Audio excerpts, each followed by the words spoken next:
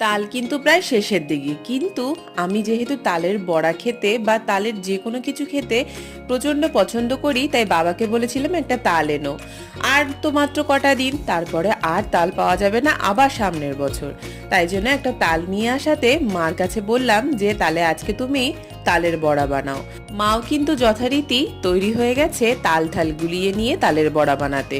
তো তালের বড়া বানানোর জন্য পরিমাণ মতো সুজি, ময়দা, চিনি, তাল, নারকেল কোড়া আর মা এখানে কটা কলারও ব্যবহার করেছিল। তোমরা চাইলে কলাটাকে স্কিপ করতে পারো, শুধু তাল দিয়েও বানাতে পারো, তাহলেও কিন্তু বেশ ভালো লাগবে।